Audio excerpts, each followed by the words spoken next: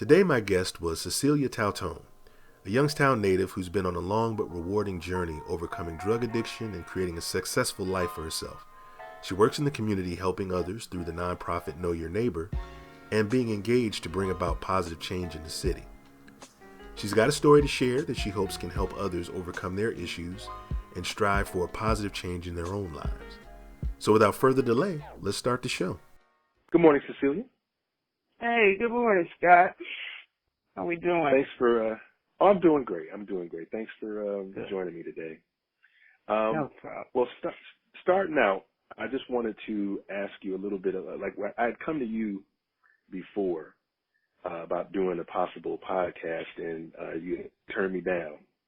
And I was curious as to what changed, because I guess I should preface this by saying that how I came to know you or get to know you a little bit is through things like community service, through Know Your Neighbor and working with Miss Joyce in Youngstown, and just you have a touch with the community. You're in touch with the community, and it stems a lot from your background and some of the things that you've been through on your journey. And so I wanted to find out just a little bit about what changed between when I came to approach you initially to now, what makes you want to actually speak and say something about what you're going through, what your journey is. Well, I guess at one point it was kind of hard to fathom that I think I had anything of importance to say, and it was just it was a mind blower.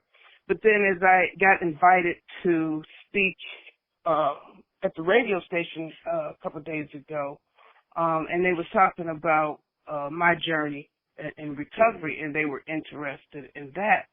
And I was like, wow, I guess I can share. I guess there is something that I can say. So I took it as an honor, and it was a pleasure. So that's when I reached back out to you, and I had thought about getting on air or whatever to try to reach so many people out there who have a drug problem, and maybe it could be some youth. And that's when I reached back out to you. Well, I could have told you that for sure. Because one of the things that I've come to understand is that people connect more when they see people like themselves going through something similar. Like sometimes we feel like we're all out on this island by ourselves. And the older I get, it seems like the more I learn, it's like, no, there's nothing new under the sun. Everything you're going through, somebody else has gone through it as well. And sometimes some people get better at it. Some people figure it out. And it's like, I want to be one of those people that figure it out. And why can't you pull a hand back behind you and say, hey, I've been on that road that you're on now, and here's what I did to help move myself forward, I'm not a guru, but I can be your guide, at least to where I'm at, Yes. So just the drugs and stuff like that. You've been sober for how many years now? Ooh, it's about 32 now. 32 years. 32 years. So that takes some time. And that's like all drugs. You stay away from everything. Yes, all drugs. I don't even smoke anymore. I smoke cigarettes. So, and that was a journey by itself. But I relinquished and overdid all the drugs. So what was the incident, or was it a person that caused you to turn things around 32 years ago to get help? Oh my goodness, so back, so far. I had came to the decision and the desire to know that I was on this earth for more and better than what I was doing, The consequences was too high. My self-esteem, I was just at a point in a crossroad in my life that I didn't want to continue on in the way that I was, and I knew it had to be something better, than what I was doing. And that's when my desire became more to want to stop using.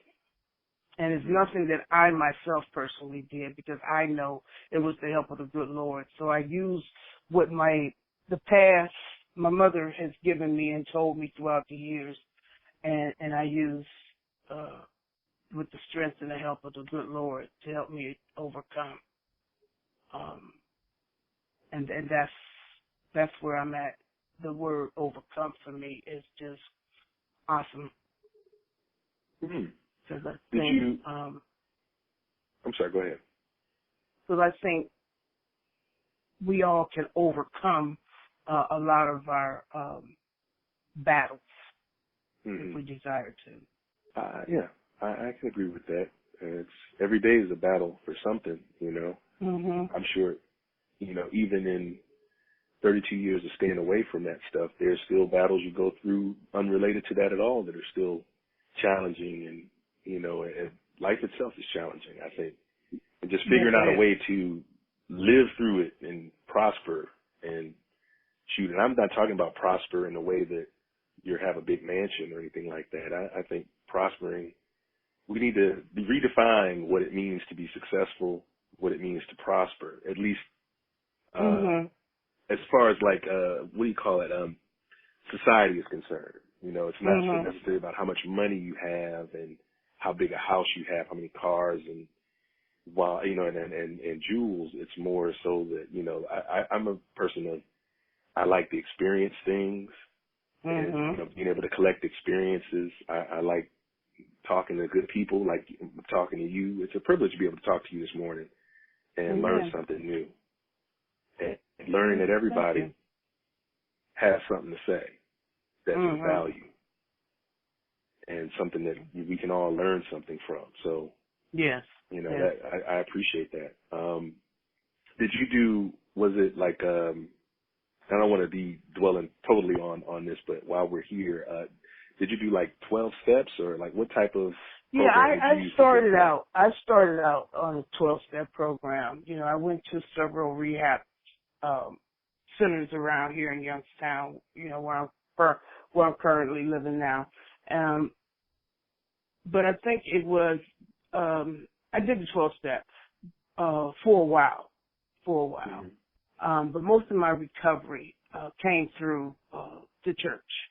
You know, once I got my foot grounded in the 12-step program and AA and all that, I then went back into the church and because I had lost my way, and that's what got me more stable. With the help of the AA program, they helped me get off the drugs.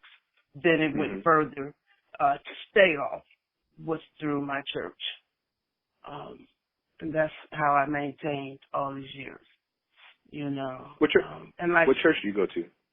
Well, currently I'm at Timberbrook Baptist Church, New Birth Timberbrook Baptist Church, over here on the east side. And that's where I'm a member now. I'm a new member, but for the most part, most of my spiritual guidance came from in my beginnings of Timberbrook Baptist Church when I was youngin', and then Friendship Baptist Church in Girard, Ohio. Okay. And so there's a lot of they did programs like that to help folks. Are they still doing programs to help people with substance abuse problems? There's still 12-step programs out there. I just don't attend to them. I kind of went away from the room, but there's still plenty of AA programs out there for those who need help. I just happen to stay focused more on the path, the spiritual path, to maintain my sobriety. So different folks for different strokes for different folks, but for me, it was the church that helped me to maintain my sobriety. Okay. Now, if you were going to, like, if somebody's out there right now and they're going through their own struggles,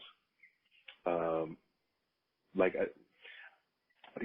I'm trying to think of how to phrase this properly. Like, basically, what advice would you give them if they're not quite at that place? Like, I've heard you have to hit a rock bottom sometimes in order to get help, but sometimes people don't need to do that in order to do it. Like, if you're out there today, if I'm someone that's out here today, and I know I have a problem, and it's like, what do you have any advice for how to come to get the help that you need?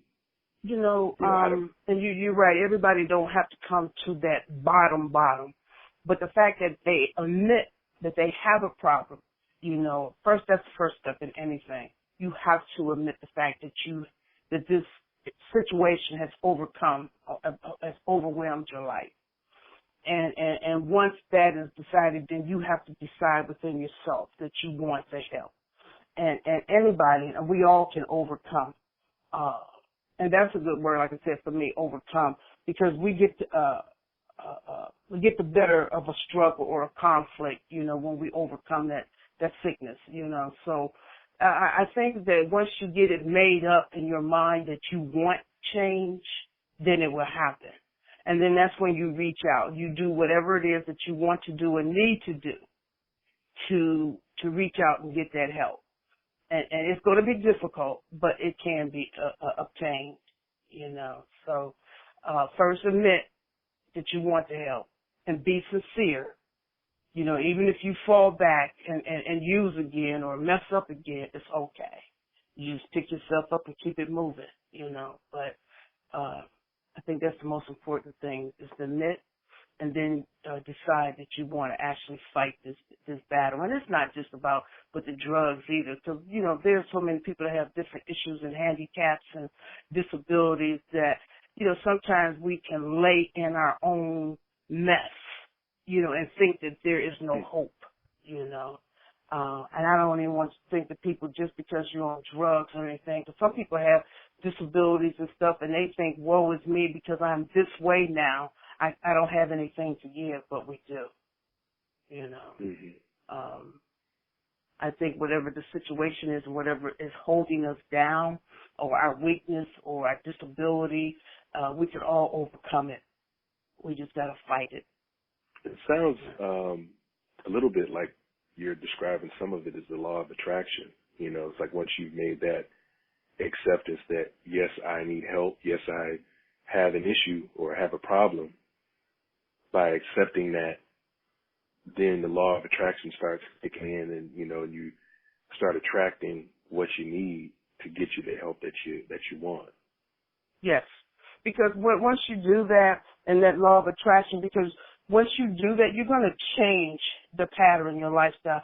You're going to attract different people in your lifestyle. You're going to attract different opportunities in your lifestyle. You're going to attract different ways to do things that was not out of the norm. And everything, that's when the shift comes. And sometimes you're so busy going through it that you don't realize that, oh, I don't do this no more, or I'm not going here no more. So it was a whole new balance. It takes on a whole life of itself takes on with the self, and that's what happened with me. There were so many times that even when people was giving me advice, some of the advice was, I ain't doing that, but if I put it into practice, some of the things that they told me, those that had went before me, and I tried it, then I seen the shift change in my life, and I started to attract different elements and different people and different ways and different things of doing things, until before I knew it, it was 32 years came by and I'm still clean. So, it's like, wow. So, yeah. So, speaking of today, what is it in daily life that lights you up, that makes you get up in the morning and make it happen every day? Like, what's the reward after? I won't call it a reward, but what's that thing that lights you up every morning, that gets you up today? Because I'm no longer out there, my life is a whole lot better, because I still believe there is something that I can do, or, it's good to know that there's a purpose in life. I'm like you, as far as success is concerned. I don't consider myself successful in the way the society look at it, with the big house and all that, but I'm successful in my everyday walk, as far as maintaining, my sobriety. One of the things that, gets me and it keeps me moving is my sons, all three they remember my drug use. And one of the things that they tell me that the best thing I ever did was to stay clean. That's the best thing that I could have ever done for them. It was, Mom, you stay clean. And it gave them a whole new perspective. You know, I could see the fruits of my sobriety through my children. You know, their accomplishments. Now, do they drink? Oh, heck, you know. Well, you know, they do socially, but there's nobody that's addicted to anything. You know, nobody have any alcohol issues or anything like that. But, you know, nothing like what I did. That's interesting. I mean, it sounds like they took from your example, and it's like, you know, they found a place to kind of barricade themselves off, like this far, no further when it comes to that type of thing. I can appreciate that. Yeah. They remind me every now and then, you know, what it means to them of my sobriety. So that's one of my get up goals, you know, to maintain that, to remember them and all that we've been through. So I love being sober now. There is nothing that will be able to take me back out. And I know for a fact, for truth, that I will never go back out and use again. The consequences would be just too much, you know. You got too much to lose. Yes. I'm a success story. It's not by money, because I ain't got no money. But, you know, I ain't got no house on a hill either, you know. By those measurements, my success is me getting up every day and even talking with you in this manner. It's a success, you know. I agree. Yeah. Because what you're saying, it has so much value for other people, not just yourself, you know. Right. I think, because one of the reasons I started doing these podcasts, it stems from just wanting to have something to leave behind, having a record of stories, having a record of some personal history. You know, like your kids, long in the future, your kids' kids, if they want to know something about their mother, their grandmother, they can put this on and learn something about you. You know what I mean? You can be helping mold your next generation or next couple of generations down the line just by putting something down on paper. And because it just struck me one day that I used to live in Michigan, and my grandparents would live there, and it seemed like everybody in my family would come to be with them. You know, on big holidays, we'd go to Southfield and we'd spend that time, and I'd hear all of their stories about them coming up and all that. And my grandparents passed a long time ago, and all of that stuff kind of faded out. Everybody kind of went to their corner, not being upset or anything like that, but they went to their corner. Life keeps getting in the way of us just coming together for whatever. And I was thinking, like, I'm not hearing any of those stories I used to hear. My kids never heard this story or that story from my aunts or uncles. And I'm like, if I don't do anything, it kind of, that story goes away. Who's going to be able to tell that story 100 years from now and get anything from it? So I started doing this type of stuff, you know, just because I wanted to keep it moving. And you know what I mean? I think that's something. And so, and even with that, then you overcame. You know, you overcame, and now you're trying to do something with it. You're trying to maintain those stories of history that the lost generation, as they say, because they said these kids are lost, but this would give the kids in the future some substance. You know, they can hear those stories and even put their imagination to work as to what it was and used to be. And I think it's a good idea. That I might even try to write down some more stuff for my kids. Because I even thought about writing a letter to each one of my children and leaving it something that they can read when I pass, you know. And I think our stories, the old is good for the new, you know. So, and that's where the generations can meet again, even though that they're not here, you know. through word, we can keep connected. So hats off to what you're doing too, Scott, because learning you and meeting you also has been a great pleasure. So Thank you. It's been twofold. I got to know you a little bit more and found out that our birthdays is close by. So and I know you busy in the community and you do what you do. So and your artwork and whatnot. So I'm glad that we can help each other out. So it's a great pleasure. Same here. I wanted to, because there's so much coming at us these days. One of the things that we've been talking about, Matt and I have been talking about a lot, is just like information overload. And I know I suffer from it because it's like I'm a very distractible person. I can be, I have the equivalent of that, walking along, see a squirrel, and I'm like, oh, what's that squirrel? Because I think I did that with Matt when I was down there. I throw him off sometimes because we'll be walking and I saw this praying mantis like just sitting here on the thing, and it was like I don't see praying mantises very often, and so we're walking. I turn my head. I was like, oh, and he's like, what? What's going on? What's wrong? I'm like, oh, it's just a praying. Look at this. It's a praying mantis sitting right here. It's like, man, can't scare me like that, but I'll do that. When I see something interesting, it's like I have to take a look at it for a second. And when it comes to just information coming at us through the social media, through everything else, it seems like it's a lot. And I was going to ask you, like, what kind of negative information do you think we're getting too much of these days, and why? Oh my goodness! That is that's a good question, because it's just, I think too much negativity question is everything. I mean, nowadays everything we do is questionable now. It's the way we think, the way we buy foods. It's just negativity. Even when I scroll through Facebook, there's so much negativity.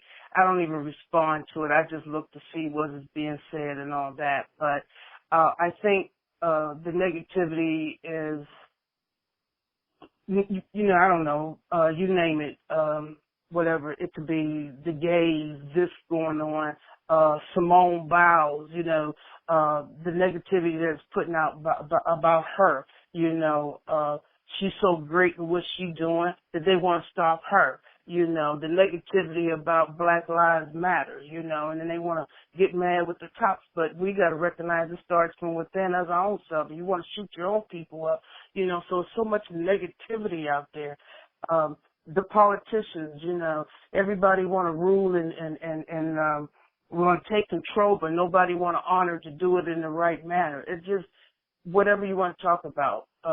The strikes going on, it's so much. And I try not to get caught up in it, because that's man-made stuff. Man is a greedy person. And I try to stay in my own lane and do what I need to do, in my space, to make a contribution. I don't even get caught up in all this worldly, stuff, negativity, because it's so overwhelming. And if you listen to everything that's putting out there, then you don't know how to make a right decision. It can just overtake you and overpower you. So I think, I think we're overcoming. You mentioned overcoming. I think we're still overcoming that greed attitude from the 80s. Because I remember there was a time when that was like, what was it, Wall Street, that movie with Michael Douglas, and the big line of that movie was greed is good. And that the 80s kind of cemented that into law almost. It's like everything started turning toward how much money can you make, how much money can, your company make, to the exclusion of almost everything else. Forget about, keeping people's jobs here. Forget about the quality of life of the people on the line. It's how much can this company make? How much can shareholders make? And I appreciate that on some level, because why not? I mean, I like making money and having things, but it can't be to the exclusion of people's humanity. Like, there's got to be something more important than making money. And to me, that's us. We're more important than just making a couple of dollars. I mean, it breaks my heart that there are veterans sleeping on the street. You gave your, you could have given your life for this country. Every veteran, to me, should have a home. Doesn't have to be a palace, but should always have a home, health care, food. You know, you know what I'm saying? Not because nobody's going to sit on the couch. That's a lie. You know, well, I take that right. Some people are going to sit on the couch, but the vast majority of people, helping them is only going to make them, is freeing them to do something, to do that thing that they have a passion about. You know, how many janitors right now are great painters that will never paint a picture? Or, you know what I mean? Or how many, you know what I'm saying? There's a lot of people out there that have something to contribute that aren't able to because nobody's investing anything in them. True. And that's what one of the things, you hear it so much on the nail, because I'm like you as far as the veterans, you know, everybody did service, you know, in there, and it should not be, they shouldn't even have to gravel for anything, you know. And the red tape, they shouldn't even have to, it should be just wiped out. When you get done, come home, this is yours. It's automatic, you know what I'm saying? So, and I don't know, and that, you know, and as far as the greed and I don't think it was back in the 80s. I think it was just always there, but it's just more that we're beginning to see of it.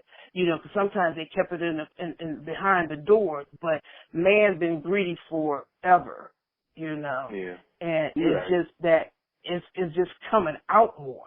You know, just like everything else is coming out more. People don't want to be in the closet anymore, so they just want to push it out there now. But as far as the greed and the money making, that's always there. Even like you say, back in the 80s, they didn't make that movie or something like that because it wasn't happening. It was already happening. And they just pushed it out there more. And the more you push it out there, the more it becomes more normal, you know, and that's what everybody was doing, you know. So, it always has been. It's just that how people receive it. So in order to get more people on board, they need to expose it more. So now more people's on board, and even the pastors now, they preach prosperity. You know, so it's not even just on the movies, it's in the churches. You know, more, you know, God said you got to have this kind of money. No, he ain't said all that. You know, but now they want to teach prosperity. So it's just more rampant, nowadays, are more exposed and out to the front. So I guess people say they're not going to hide behind the doors now. They open up the doors and stepping out and pushing it out onto society today.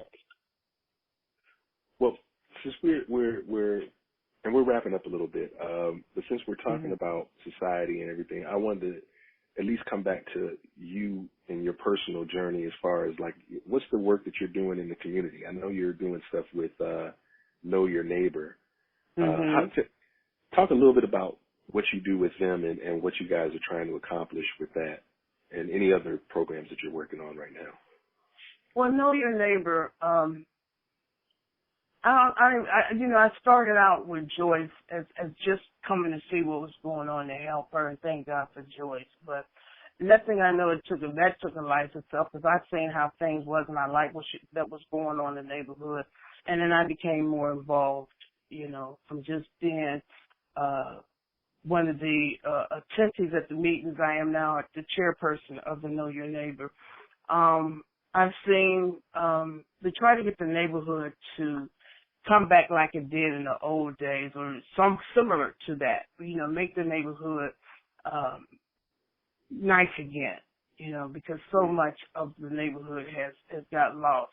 You know, and so many of the seniors now that used to be in the day, they tend to stay in. You know, we're trying to bring them out. We're trying to build on the youth to teach them, like you said, from the old times of the stories and how they can help to let the kids know that there's other choices out here than what they actually see on TV or playing those video games and all of that, you know, to educate the youth, you know. I like that, you know, and that's one of the things that gets me up, because there's some things that I can do that make a difference, you know, and I'm learning myself some of the involvement in the neighborhood. We go to the different meetings that's around here. I see growth. I see change. And it's a welcome change. It's a welcome growth, So that's what I do. I involve with the neighborhood, know your neighbor, and it's a good thing, And I think if everybody is dedicated to trying to make a difference and overcome some of the obstacles that have been set before us, a little change in the big scheme of things make a difference, And we ain't gonna make a big change all at one time because it took a while to change. So anything that we can do on a small scale, it's a success. And that's about where I'm at today. I think you guys are doing things just in the fact that you're spending time, like especially through Miss Joyce, spending time with the kids in the community, and giving them something to do during the summer, and teaching them about the neighborhood, nature in the neighborhood, and the plants and animals and things like that. Because I can't remember who it was I talked to, who was, just pointed out to me that when it comes to, it's the young people that are the key to it, because as far as keeping the neighborhood, because a lot of times, basically my generation and maybe the generation right before me, they couldn't wait to leave.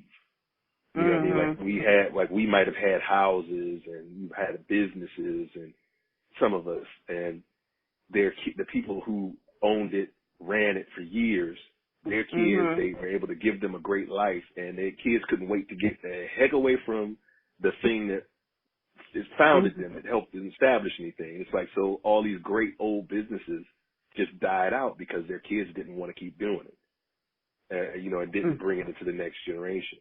All these old houses that are beautiful old houses fall into disrepair because the kids don't want to stay in the town anymore. And it's like, by keep creating and reinvigorating the neighborhood and reinvigorating and investing in the children, like you guys are doing, I think you're creating at least another generation of potential homeowners, business owners in your community that are there and about where you guys are from. And every time I've come, I'm always struck by how just nice the people in the meet in Youngstown. It reminds me a lot of how I felt when I went to New Orleans.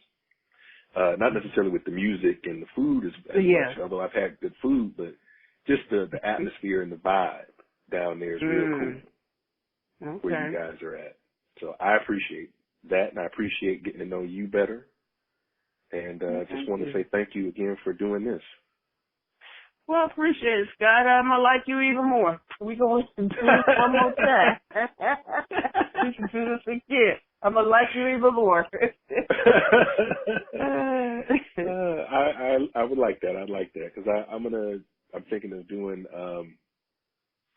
I do these personal history podcasts with members of my family, but I'm branching out to do some with folks that aren't in my family because I'm just interested in people's stories. So let's plan the next one with you and I talking, and we'll find out a little bit more about your personal family history and things of that nature. That'd be fun too. So that's something. Yeah, that would be awesome. All right, then. All right. Thank you so much. All right, Scott. I'm going to holler at you. You have a good day. You too. All right.